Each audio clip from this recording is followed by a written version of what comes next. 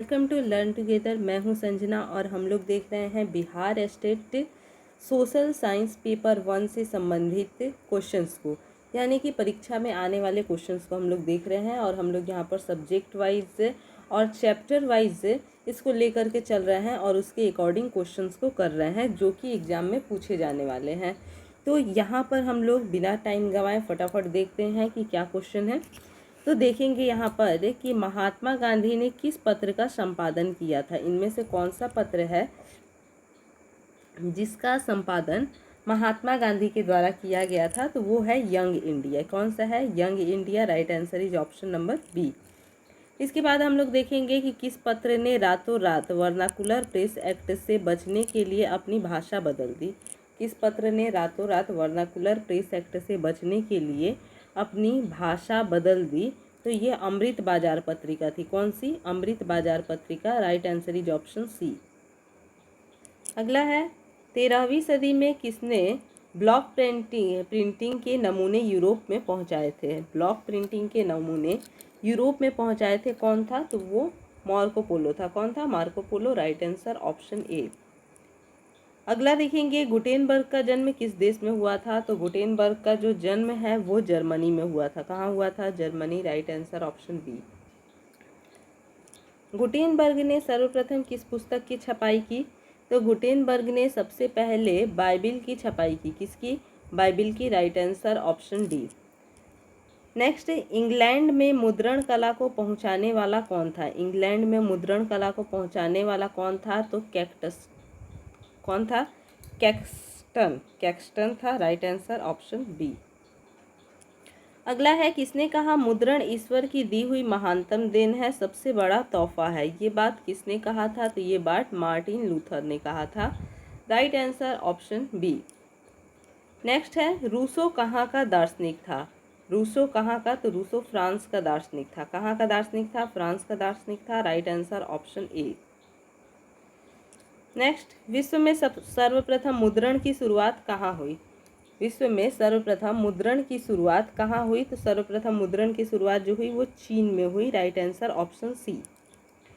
आगे देखेंगे किस देश की सिविल सेवा परीक्षा ने मुद्रित पुस्तकों यानी सामग्रियों की मांग बढ़ाई? तो यहाँ पर हम लोग देखेंगे इसका सही जवाब क्या हो जाएगा? चीन। क्या होगा? चीन। Right answer option C.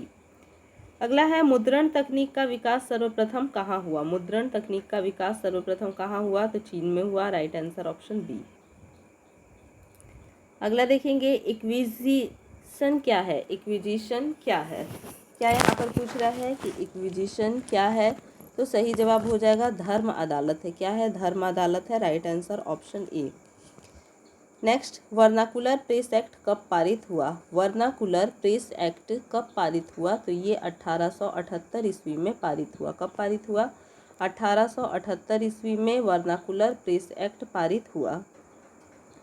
अगला है इनमें से कौन निम्न जातीय आंदोलन के प्रणेता थे?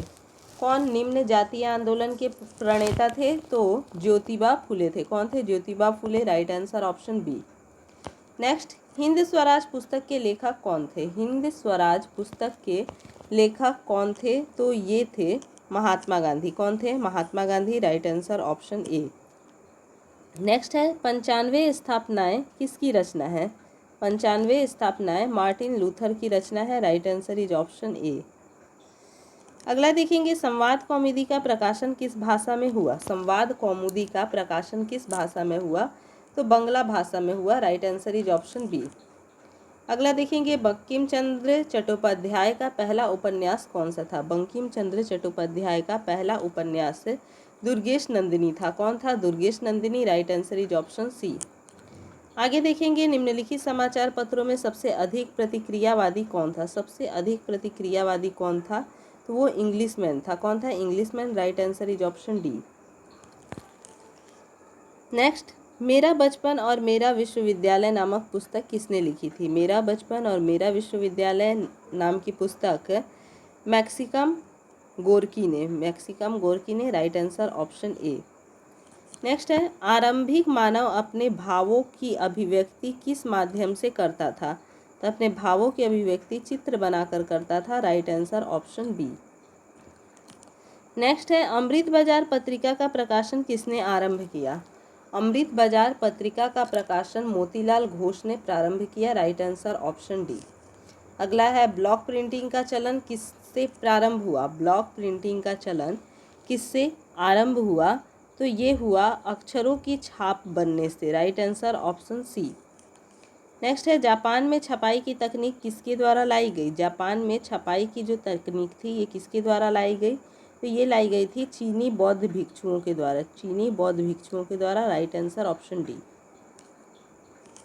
अगला है इंग्लैंड में पेनी चैप बुक्स किसके लिए छापी गई? पेनी चैप बुक्स किसके लिए छापी गई? राइट आंसर ऑप्शन बी, सर्वसाधारण पाठकों के लिए। Right answer option B. अगला है बाल गंगाधर तिलक ने मराठा का प्रकाशन किस भाषा में किया? बाल गंगाधर तिलक ने मराठा का प्रकाशन किस भाषा में किया? तो अंग्रेजी भाषा में किया। किस भाषा में? अंग्रेजी भाषा में। Right answer is option C. अगला है जापान में पहली पुस्तक किस वर्ष छपी थी? जापान में पहली पुस्तक किस वर्ष छपी थी? तो ये 868 ईस्वी में छपी थी। किस ईस्वी में छपी थी? 868 ईस्वी में छपी थी। नेक्स्ट देखेंगे यूरोप में वुड ब्लॉक छपाई की तकनीक कब पहुंची? यूरोप में वुड ब्लॉक छपाई की तकनीक कब पहुंची? तो ये 1295 ईस्वी में पहुंची। Right answer option A. Next देखेंगे श्रीमती एनी बेसेंट ने अपने किस समाचार पत्र द्वारा गृह शासन आंदोलन का प्रचार किया था? तो ये न्यू इंडिया था। कौन सा था? New India. Right answer option ए।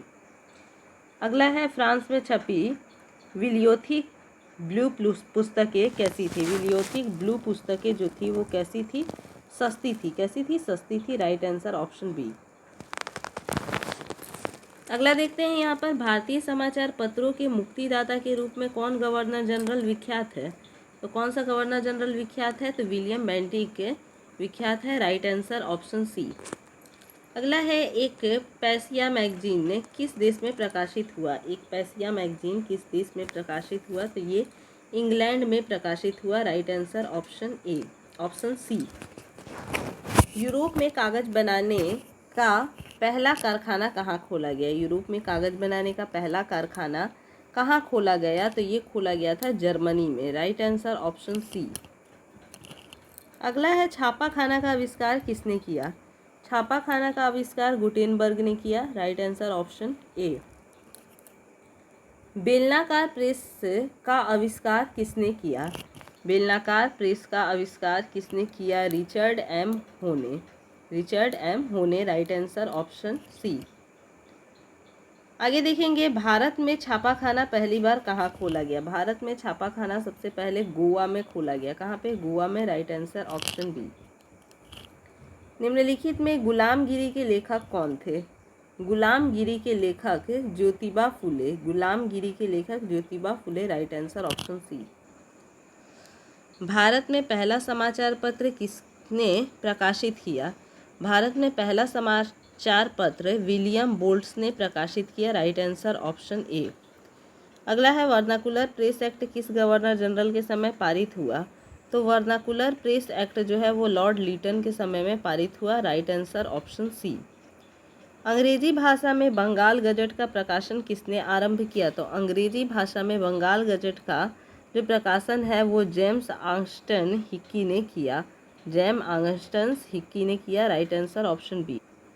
अगला है पिकविक पेपर्स उपन्यास किसने लिखा? पिकविक पेपर्स उपन्यास किसने लिखा? Right answer option D, Charles Dickens ने लिखा। अगला देखेंगे देसी भाषा में भारतीयों द्वारा प्रकाशित पहला समाचार पत्र कौन सा था? तो ये था बंगाल गजट। कौन सा था? Bengal gazette. Right answer option B. अगला देखेंगे मराठी भाषा का पहला उपन्यास कौन सा था? तो मराठी भाषा का पहला उपन्यास जो था वो यमुना पर्यटन था। राइट आंसर ऑप्शन ए। आज़ादी के बाद समाचार पत्र आपत्तिजनक विषय अधिनियम कब पारित हुआ? तो ये कब पारित हुआ? 1951 में पारित हुआ। राइट आंसर ऑप्शन ए। अगला है कागज का आविष्कार किस देश में हुआ? कागज का आविष्कार जो है वो सबसे पहले चीन में हुआ। Right answer option A. Accordion शैली में कौन सी पुस्तकें प्रकाशित हुई? एकार्डियन शैली में कौन सी पुस्तक प्रकाशित हुई? चीनी पुस्तक प्रकाशित हुई। Right answer option B. Wood block, क्या यहाँ पर बोल रहा है, बोल रहा है वुड ब्लॉक छपाई की तकनीक सबसे पहले कहाँ विकसित की गई। तो वुड ब्लॉक छपाई की तकनीक सबसे पहले चीन में विकसित की गई। Right answer option D. अगला है यहाँ पर भारतीयों द्वारा प्रकाशित प्रथम समाचार पत्र कौन सा था। तो भारतीयों के द्वारा प्रकाशित प्रथम जो समाचार पत्र था वो था Bengal gazette. Right answer option A. आगे देखेंगे मार्टिन लूथर कौन था। तो मार्टिन लूथर कौन था, तो ये एक धर्म सुधारक था। Right answer option number D. तो इसी प्रकार से और भी वीडियोस देखने के लिए हमारे चैनल के साथ में बने रहे। वीडियो अगर अच्छा लगे तो इसे लाइक शेयर कीजिए और सब्सक्राइब करना नहीं भूलिए।